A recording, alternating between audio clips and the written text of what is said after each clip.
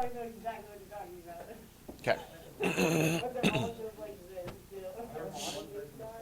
Okay, good morning, ladies and gentlemen. Have attention, please. All quiet, please. Thank you. As I pointed out, go ahead and have your notes out. As I pointed out, we're going to have a test on Friday, right before spring break, so that's next week on Friday. 70 points. No, it's not. Nope. And then after that, we'll get into World War II, and then after that, we'll get started with the Cold War. The Cold War runs a long, long time, from sort of 1945 to like 1991, and all over the place. I mean, literally, it's kind of like the world, tension. So, yeah, we just finished the Cold War with the seniors a couple weeks ago. Now we're doing genocide in Rwanda. Yeah, buckle up. So, yeah. Let's go ahead and do the, sorry, you just sat down. Let's go ahead and do the pledge, shall we? Okay. I know, sorry about that, Haley. Ready? Begin. I pledge allegiance to the flag of the United States of America and to the republic for which it stands, one nation, under God, indivisible, with liberty and justice for all. So, for your information, some of you guys that came in late, I'm not required, teachers aren't required to do in first period or right after lunch the temperature check, or forehead check as I call it, because, yeah, asymptomatic people don't necessarily register a temperature, so that's gone.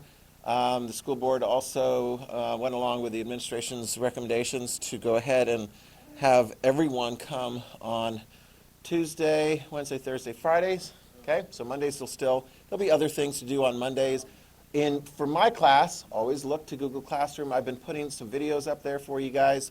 I should have watched the one on the Chinese Revolution, Civil War, so forth. If you got that, good.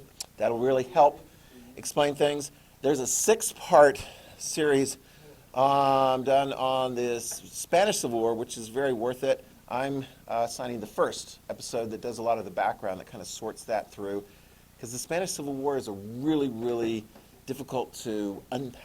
Yes, to get all of the little pieces and so forth in place.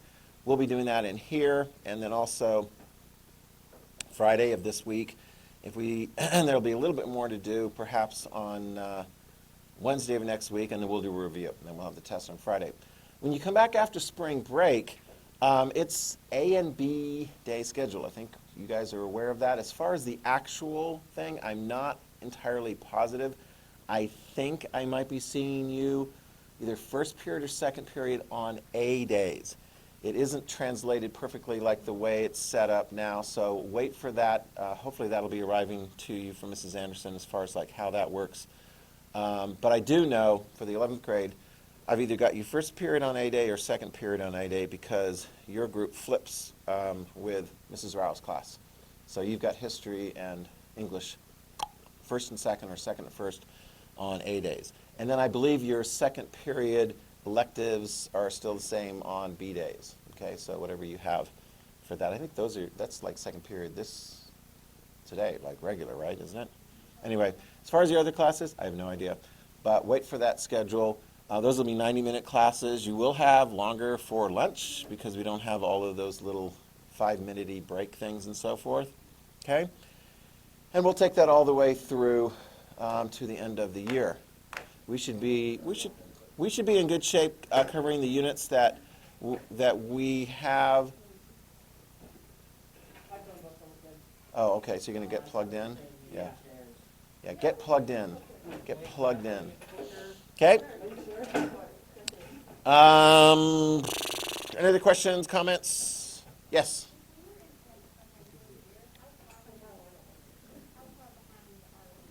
I would say it's very interesting, because I'm looking at all the different component parts, because, I mean, I have become even more efficient, although I haven't, as you guys know, I haven't like forced you to like zoom in every day. So I've been doing the lessons the same for all 4 periods, okay? So it's just like vroom, vroom. And I've had some experience of having to do that in the past, because I'll come back after being gone a year, and they're like, oh, wow, you only got through half the material you were supposed to the year before. And it's like, for the seniors, it worked out fine, because IB shortened the amount of material on the exam. And I hope they do that as well for next year's exam takers. I hope they do. I'm kind of anticipating they're going to get a lot of pressure worldwide to do that because I think we are ahead of the game nationwide as far as how much you've actually been able to accomplish. If you actually pay much attention to the news, I think there's some other districts around the country that have been all online, and they'll probably continue all online for the remainder of the school year. So that's kind of tough. That's a challenge. I know, for example, this year in the United States, IB students are actually taking physical exams. Things have cleared up enough so they're scheduling those, and they're having those here. But in other places like Britain, they're not open enough to be able to have people actually physically come in and take the exams. So given that the IB program is a 2-year program, and you guys are impacted in the first of those 2 years, I'm anticipating that they're going to ease up a bit, which is great because, so for the seniors, we're able to take away one of the units, and they'll be fine getting ready for that. For this year, you guys, I would say I'm covering probably about 80 to 85% of what we would normally cover, just by efficiencies that I'm doing and being able to push some of the videos and so forth onto you at home. The Mexican Revolution unit was one that we weren't able to, but I think we'll probably be okay. As far as like when you get to the end of your senior year and you take the IB exams and you look at all the essay question choices, you will have plenty to choose from, plenty. So you'll be comfortable when you have to write paper 2, either 1, like this year, or 2, like normal years, 2 essays. You'll be like, got that one, boom, I feel comfortable doing it, okay? So did that help answer the question? So I feel good about where you guys are at, okay? Yeah. And by the way, and you'll have your IA done. And I can tell you, the conversations that we've been having with seniors and senior teachers and so forth, it's like, oh my God, this due date, and this due date, and this due date, and this due date, and this due date. And I'm like, mine are already done. Because we could. I mean, it's not like, because we could. We didn't have to like teach particular material before they could actually work on the IA for that content area. In some of those classes, you have to go through a certain amount of material before you can get started on your IA. In my class, don't have to do that. I push it out to you, and you guys come up with all kinds of interesting topics from all over history, which is really cool and interesting, makes it interesting for me, and I think it actually helps overall because when your papers are graded, you put in the time and effort and so forth to do a good paper, and the readers are going to look and go, yes, good, good. It always is good to do a paper on a topic you're interested in. It's not as exciting to do a paper on a topic that you are not interested in, because then it's like pulling teeth, which is, I guess, what you're going to be doing, Austin, while we're doing our exam next week on Friday, 7:45. You got a dentist appointment, is that right? Maybe? I don't know. I don't know. You're going to have your teeth pulled either way, yes. All right. Any other questions, comments? Okay. So let's get into the Spanish Civil War. Oh, my gosh. Spanish Civil War, whew, whew. There's a lot of interesting things about the Spanish Civil War. In your packet, that's going to be on page 3, about halfway through. This is one of the 20th century wars. This is going to lead us right up to World War II, and it's going to give us a little bit of an insight into World War II, because, for example, one of the big countries in World War II, Germany, is going to start getting involved in its military during the Spanish Civil War. They're going to, on behalf of one of the sides in the Spanish Civil War, they're going to take out their new Air Force, their Luftwaffe. It's the Luftwaffe. It's not something you order at a German pancake restaurant. The Luftwaffe means like Luft, air, force, Waffe, force, and they'll fly over, literally. Cole can see it because he's sitting right next to it. They will fly over the city of Guernica. There's a Picasso rendition of what happens in Guernica, in the northern part of Spain, in the Basque Country, when it gets bombed, aerial bombing from really the first time in history. They're looking up going, what are those things? Oh my gosh, that is not good. Because that's going to give you a sense of how World War II is going to be quite different from World War I. When we get to World War II after the break, boom, boom, boom, boom, boom, lots of bombs dropping left, right, and center. The Germans know how to do it. They've perfected some of those techniques during the Spanish Civil War. Okay? Yeah. Also, the Spanish Civil War is a really good thing to look at in history because it reminds us of the importance of learning history. When can you learn history? Well, of course, you can take it at school. You should really be learning it throughout your life because it helps to give you an insight into what the heck is going on today and what range of choices we have today.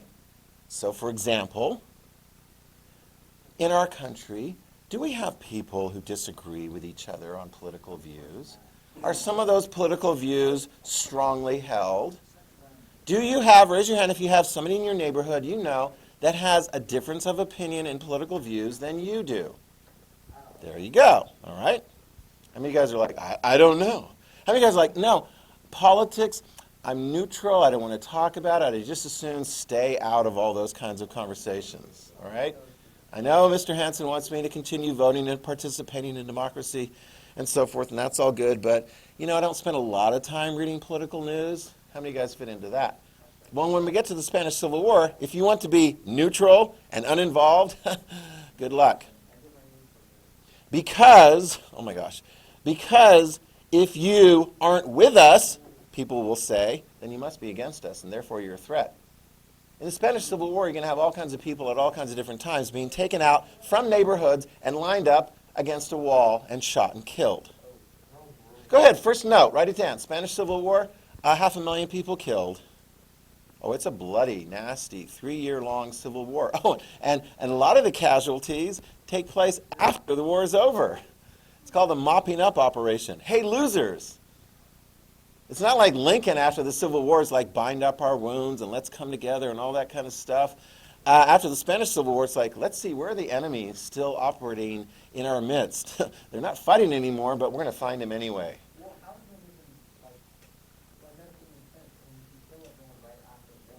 Oh, no, you don't kill everyone. You just kill the enemies that haven't been found out yet. No, is that even like no rule? But isn't that like going against the war? Going against, like, principles of humanity and kindness and decency and so forth? Well, let's put it this way. At the end of that war, there's going to be a dictatorship.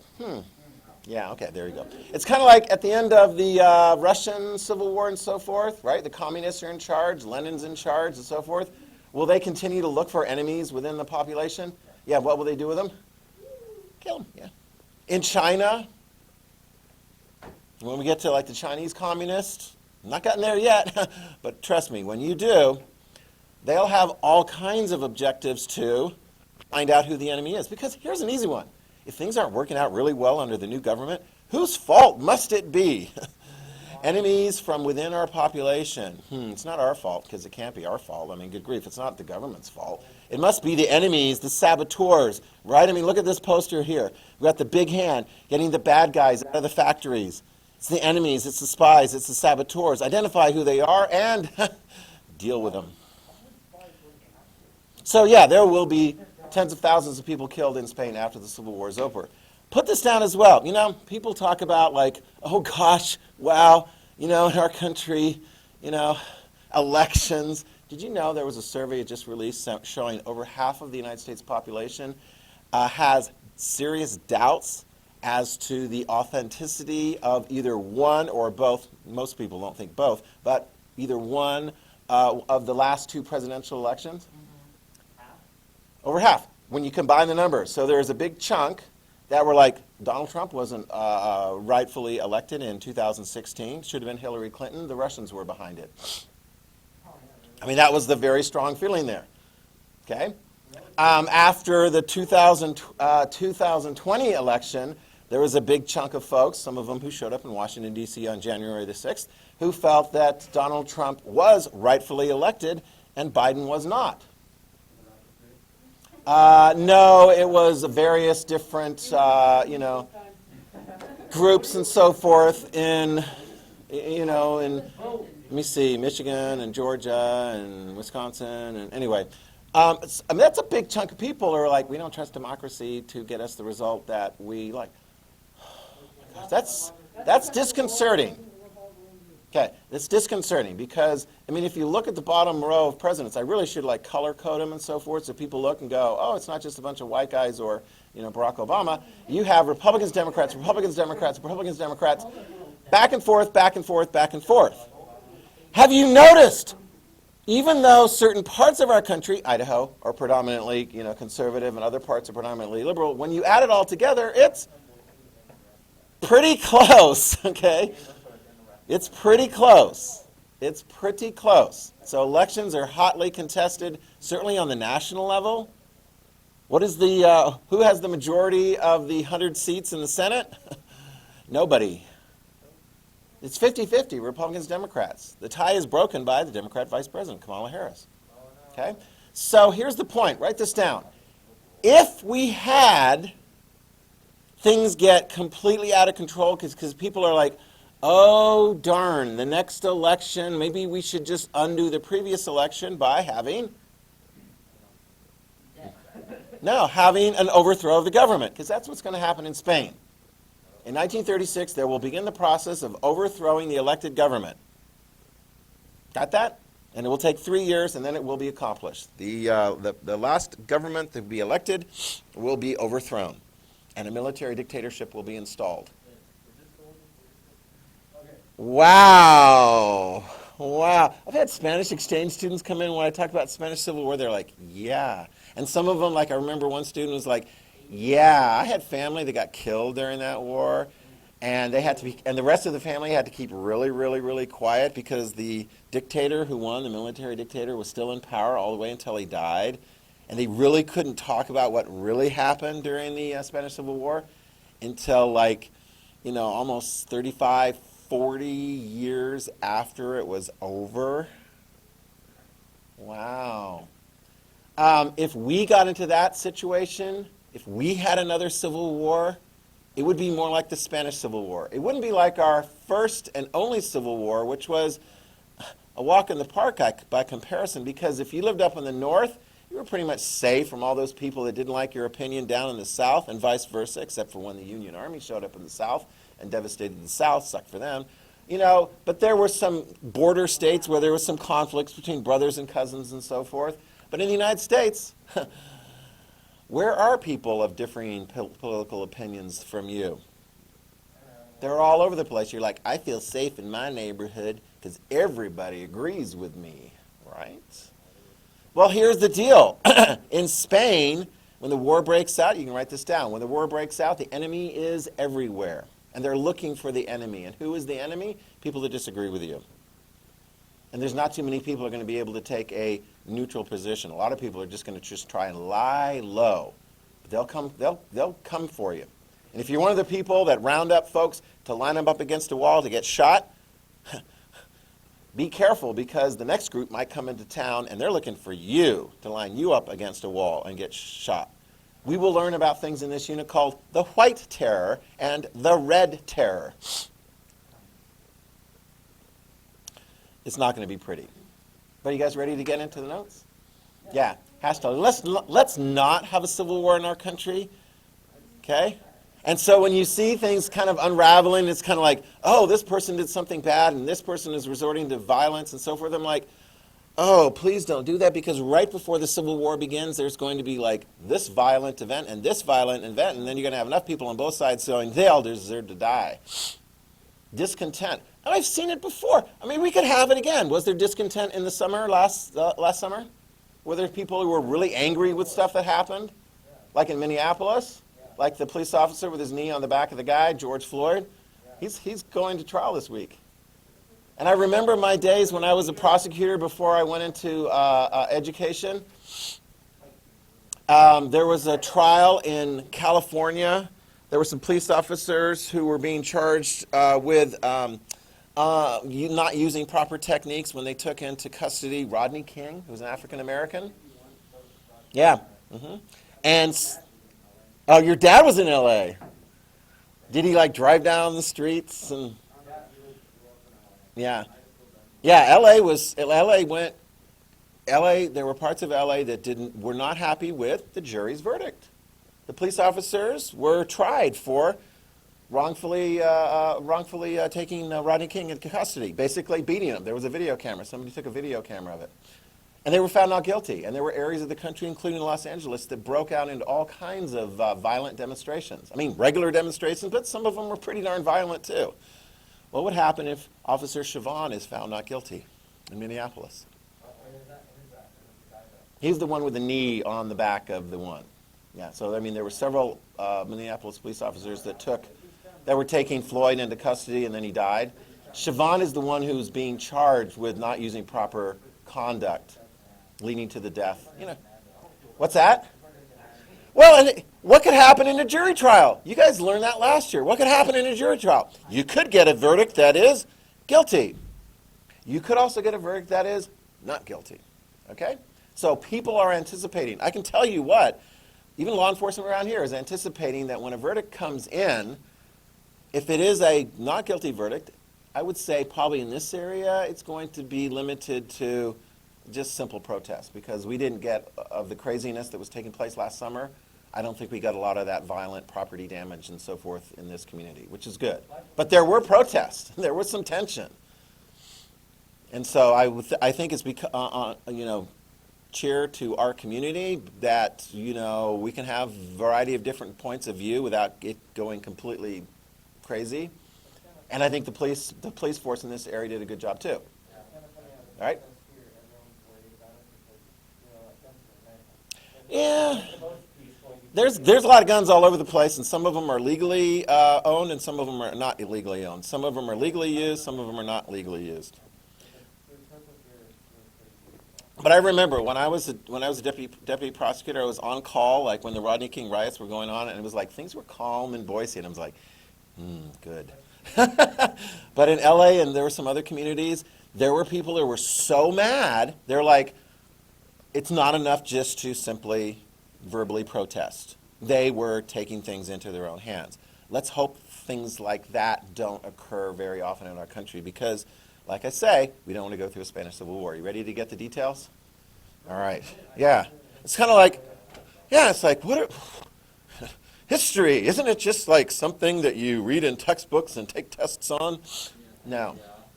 There's relevance, because who participated in history? Humans. And guess who's living around us today? Humans, right? They didn't have cell phones back then, but they had attitudes, just like y'all, okay? All right. Is there already, there already is second Civil War, hashtag and things like that. It's like, oh my God. There's literally people like, I know how to solve the problem of stupid people with stupid ideas, i.e. ideas that don't agree with me. Get rid of them. Yeah, I'm sorry. No! What? Give them all the sign, just get them all the sign, so you go, oh, never mind. Can we all? Actually, Rodney King, he during the protests way back in the early 90s, he's like, can't we all just get along? He was basically telling people to chill out.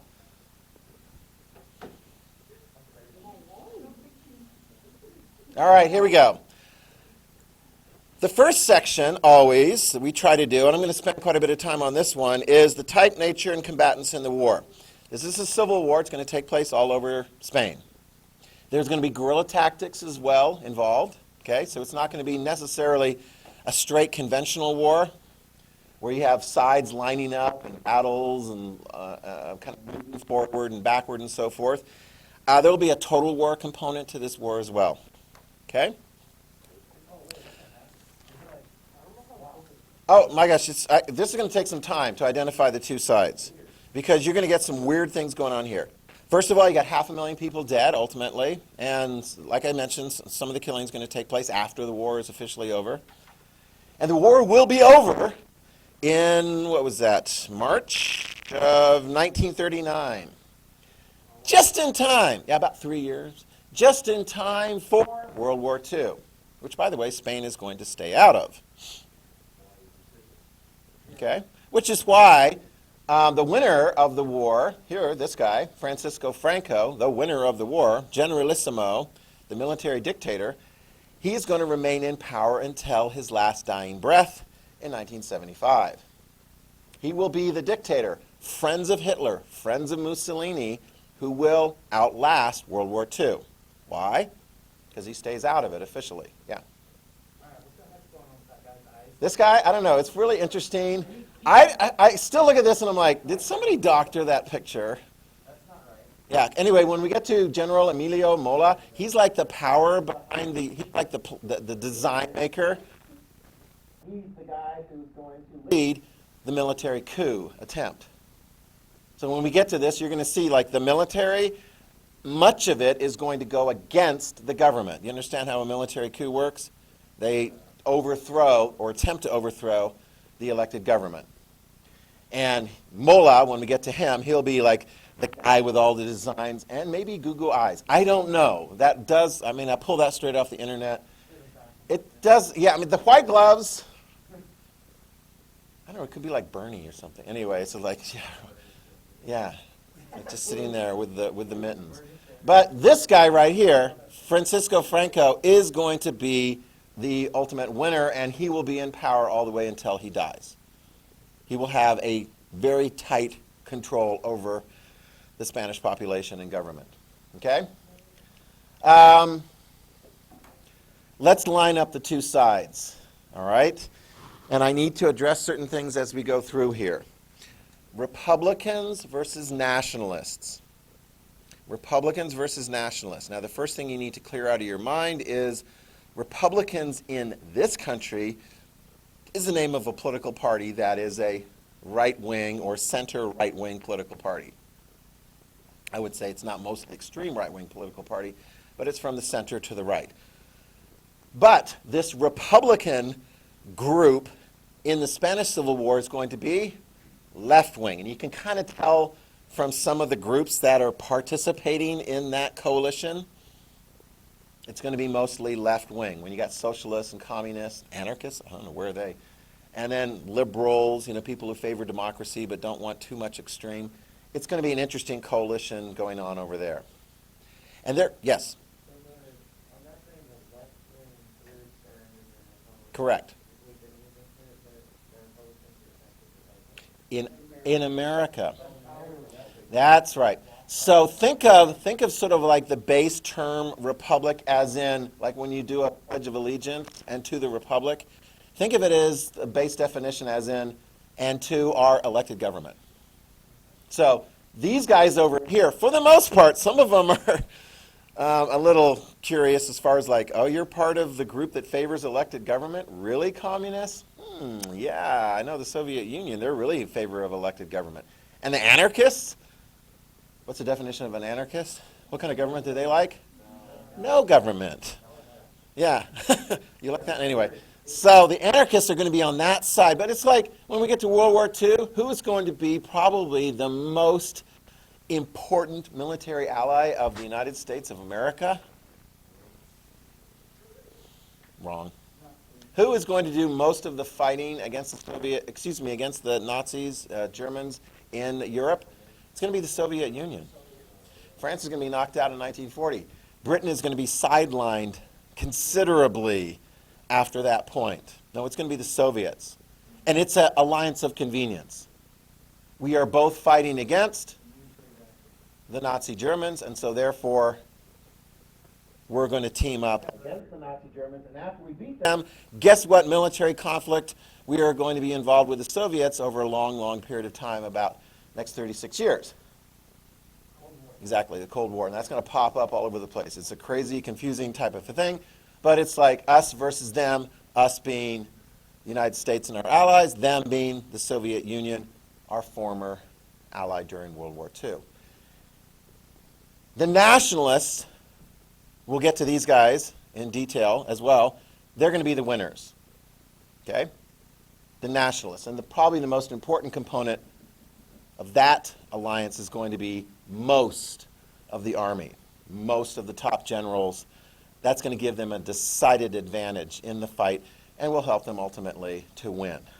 When the army is on one side and not so much on the other in a military conflict, yeah, you know how that's going to turn out. Okay? All right, so let's go ahead and identify on the Republican side who is going to be favoring the government in 1936, the elected government.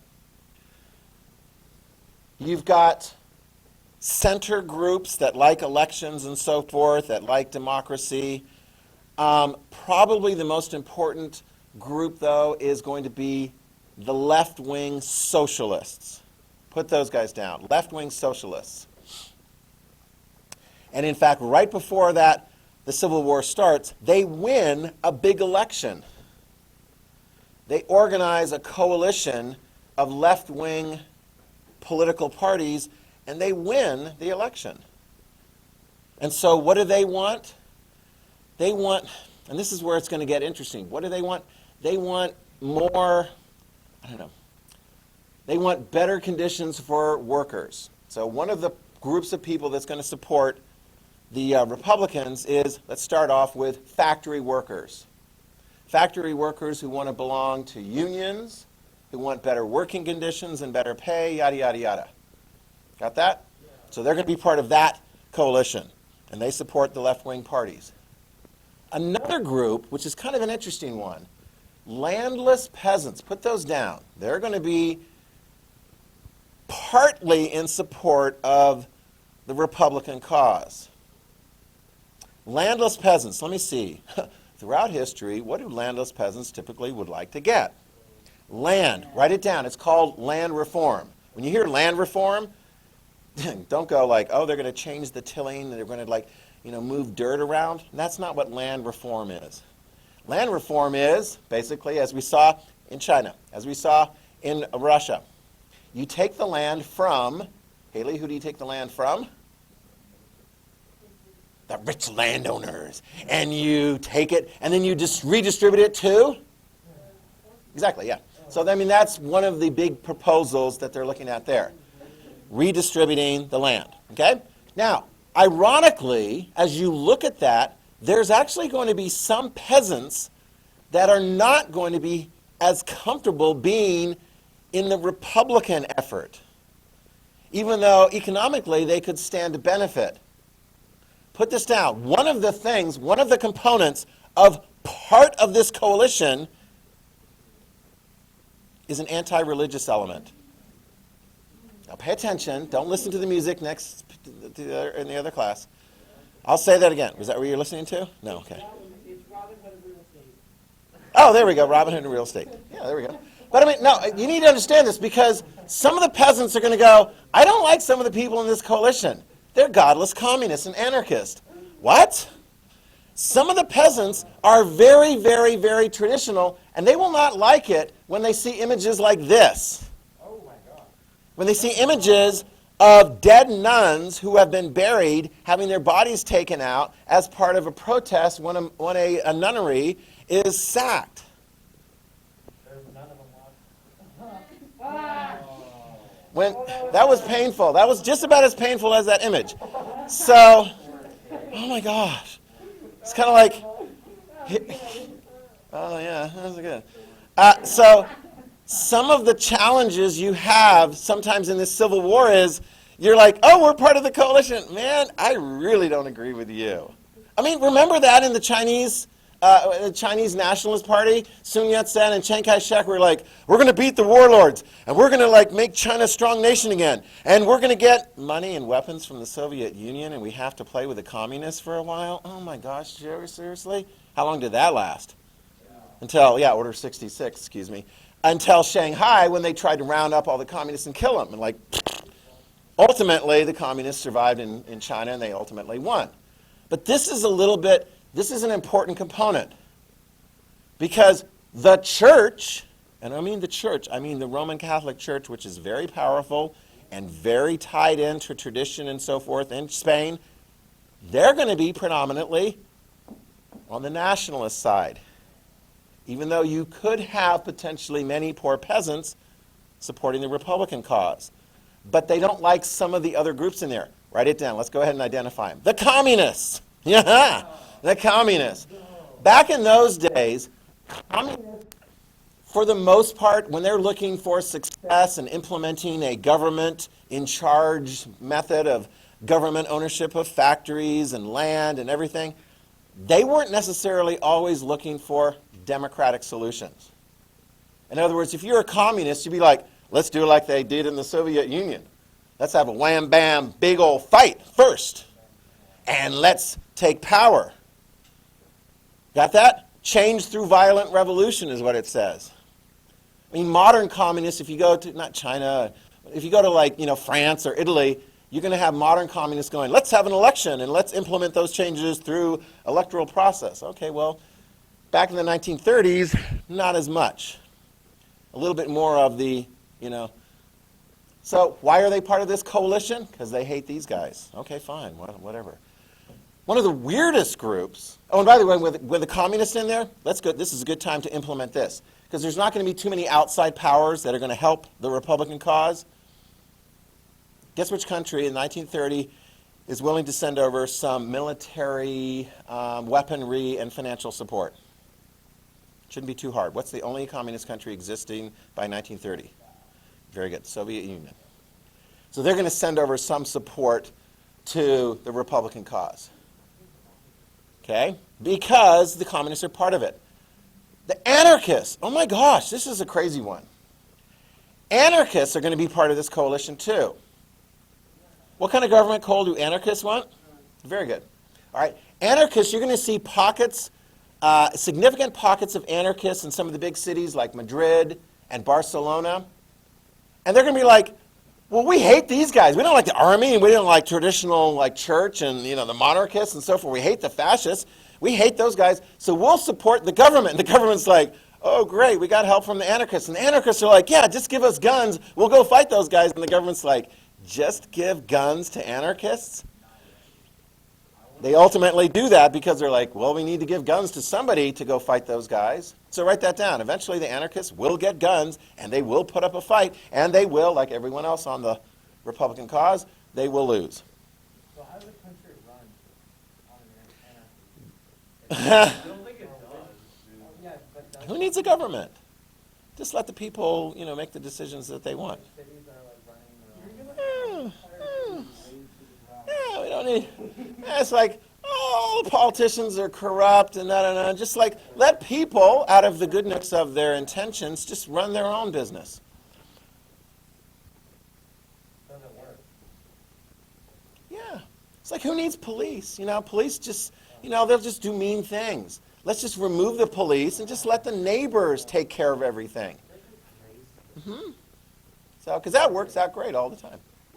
Anyway, I'm just saying, they're there, and they're part of that coalition. But it is, yeah. Who else is part of that coalition? Well, I'll tell you what. There's not going to be too many military units that will remain loyal to the government. Write that down. There will be some military units that will remain loyal to the government. But as far as putting up an actual fight, it's going to be messed up. Because most of the army are going to stick with Generalissimo Francisco Franco, and they'll be out there, they're going to be organized, they're trained, they got weapons and so forth. So who's going to put up a fight against these guys? When we get to the actual fighting, it's crazy. I didn't assign it, but there's one episode in that 6-part episode or series on the Spanish Civil War where they talk about guys that are sitting around in the city, right? Anarchists and union members and people supporting the cause. And they're like, the enemy is right over there. So they all load up in trucks, they get their weapons, and they drive out to where the enemy is, and then they fire their weapons, and then they come back for dinner. Hard day's work. I mean, is that how you fight a war? No, that's not how Franco's fighting the war. He's got his troops in there, and they're disciplined, and they're lining up, and they're, they don't go back home for dinner. But when you rely on literally volunteers to be your military, you get what you get. Now, put this down. You ready?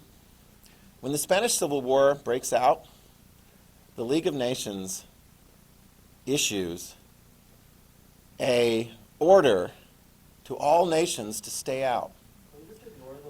Okay, no, this is where actually some people paid attention to the League of Nations. You ready? The League of Nations said everyone stay out. Well, as we'll see, the Soviet Union ignores that, and the Republicans are like, thanks, Soviet Union, we could use the help. We're going to see Germany and Italy helping the nationalists in a big way, so they're going to ignore the League of Nations. France, they would like to help their neighbor to the south, Spain. Because France has a government, an elected government. They would like the elected government of Spain to continue, but they're hampered. Write it down. France will not send near as much support. No real big military aid, certainly not their army. Britain, are you kidding? Britain? Britain at that time, let me see, what's the attitude of Britain? Well, let's just like try to avoid a World War II. Let's just try to avoid it. They're not going to send in any help either. The United States, are you kidding me? The United States government? No. They're not going to send in any help. And yet, let's jump ahead to this. Come on, here we go. From 52 separate countries, volunteers will show up in Spain to join what are known as international brigades to try and help the Spanish Republican cause to win. There is even going to be some Germans and Italians, some French, some British, some Americans. There'll be people from all over, from Africa and so forth, coming in to join the fight. Okay? There'll even be two very famous authors. Let's see if we can get the first one. This author goes and he watches everything take place, and he's actually disgusted ultimately with both sides. He's like, man, there's so many extremes. He'll ultimately go on to write an interesting fable about the communists rising to power in Russia, and a dystopian view of the future, 1984, in which all the world is run by totalitarian regimes. Exactly. George Orwell will go and observe the Spanish Civil War from close proximity. Another guy, see if you can figure this one out, is a man who wrote a book in Idaho. Yeah, he was living in Idaho until he died, took his own life. In Idaho, called For Whom the Bell Tolls, writing about the drama in the Spanish Civil War. His fictional story is set during that crazy time period. Who is that? You guys don't know? One of the great 20th century authors who spent a lot of time. Oh my gosh, you're kidding. People watching this video are going to be like, these guys are so ignorant. Anyway, and he spent a lot of time in the Florida Keys. They still have like contests of like, you know, who looks the most like this man.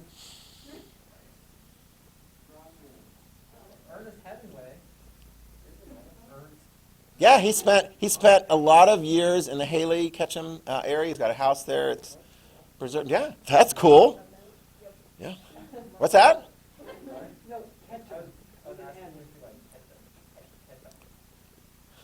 Are you named after Haley, Idaho? You could say yes. I mean, you're like, you know, okay, fine, you're not. Fine. We got Ketchum over here, and we got Sun Valley, and we got Haley. There we go. All right, so anyway, he was there observing all the craziness and so forth that's going on. Yeah. Here is the last prime minister for the Republican cause. You can write his name down, Juan Negron. Okay, he will be the last leader of the Republican cause before they ultimately are defeated. Okay? Wow, did we line up all those guys? Oh my gosh, there's so many. Oh, wait, hold on. Two different regional groups, the Catalans and the Basques, are also going to support the Republicans. The Catalans are located here in northeast Spain. They don't speak Spanish. I mean, they do speak Spanish, but their main language is Catalan. And they would like some autonomy. They don't want to just have the Spanish government telling them what to do, this, that, and so forth. They're not going to get their way. And the Basques. Have you ever heard of any Basques? Do you know of any Basques? Are there Basques in Idaho? Are you related to Basques? Do you have any classmates that have Basque relatives? Shanti. Shanti. Yeah, he was talking in the class. He was like, yeah, my grandparents told me like what it was like during the Spanish Civil War. Yeah, the Basque had been coming to this country, settling in like Idaho, Nevada, and so forth. They're a very, very key ethnic group in the United States of America. The Basque language is nothing like Spanish. It's different. They wanted autonomy. They supported the Republican cause. They're going to get the heck bombed out of them in northern Spain, in Guernica. Yeah, we'll talk about that next time. Next time we'll identify all of the right-wing, the nationalist element of that fight, and then we'll get into the background and how it all comes into play. Okay? All right, gave you a whole bunch to ruminate on. Oh yeah. That should do it for today.